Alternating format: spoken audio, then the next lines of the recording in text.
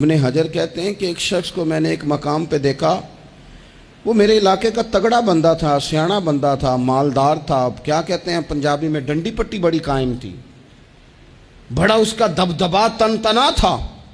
لیکن میں نے اسے طبیب کی دکان پر لیٹے ہوئے دیکھا تو اس کے وجود سے پیپ نکلتی تھی۔ میں نے اسے کہا یار تیرے نام سے تو لوگ خوف زدہ رہتے تھے، تیرا نام لے کے تو لوگ بچوں کو ڈرایا کرتے تھے، تیرے سے انسلاک رکھنے والے تو بازاروں میں گردنیں اونچی کر کے چلتے، تجھے کیا ہوا؟ تو کہنے لگا بس جب خدا کا حکم آیا، جب اللہ کی حکمت کا غلبہ ہوا، جب تک اس نے ڈھیل دی تو دی، لیکن جب وہ پکڑنے پہ آیا تو پھر حال یہ ہوا کہ ایک غریب مچھیرا مچھلیاں پکڑنے کے لیے دریا میں سارا دن بیٹھا رہا، اسے مچھلی نہ ملی، شام کو روئی پڑا کہ مالک میرے تو بچوں کے پاس کھانے کو بھی کوئی شے نہیں۔ تو ایک مچھلی شام کو بڑی محنت کے بعد ایک بڑی مچھلی اس کے ہاتھ لگی۔ ان دنوں نہ مچھلیاں ملتی تھی نہ گوشت ملتا تھا، وہ بیچارہ ایک مچھلی لے کے جا رہا تھا اپنے گھر کی جانب، تو سامنے اسے میں آ گیا۔ جو طریقہ ہوتا ہے، کدھر لے کے جا رہے ہو، کہاں سے لی ہے؟ تو کہتے اس نے کہا صاحب مجھے پتہ ہے آپ مجھ سے چھین لیں گے، لیکن میرے بچے صبح سے بھوکے ہیں، یہی میرا روزگار ہے، آج مجھے کچھ نہیں میسر آیا، میں نے اس مچھلی کو لیا ہے، مجھے تو بیچنے کو بھی کچھ نہیں ملا، پتہ نہیں مجھے پکانی کس طرح ہے، تو یہ ایک مچھلی میرے بچوں کی خوراک بنے گی، کل لوٹ لینا، پرسوں لوٹ لینا، تمہارا تو کام ہی لوٹنا ہے، چلو کچھ دن کے لیے ہاتھ روک لو۔ کہتے ہیں اس نے جب یہ کہا تو میں نے ایک تھپڑ مارا اور اس آدمی سے مچھلی چھین کر میں نے اسے پکڑ کے گھر لا رہا تھا میں، اس مچھلی نے،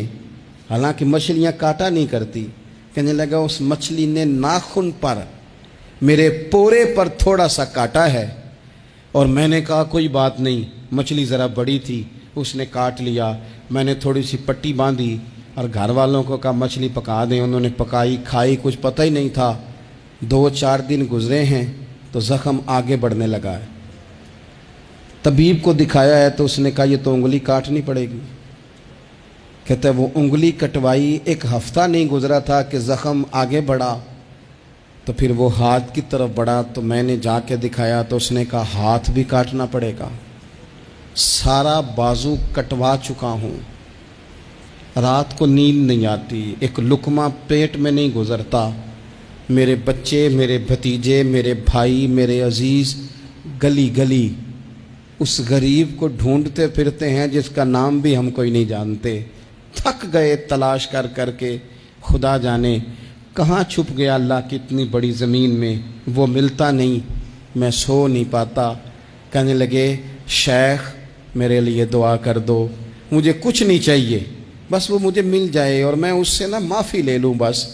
وہ مجھے معاف کر دے، 2 جملے معاف، جیسے بھی ہوگا میں منا لوں گا، بندہ درکار ہے۔ ابن حجر نے لکھا ہے، کہتے ہیں وہ تڑپتا رہا، روتا رہا، آہوزاری کرتا رہا،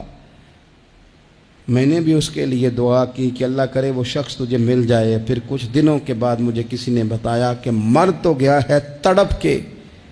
پر اس سے معافی کا موقع میسر نہیں آیا۔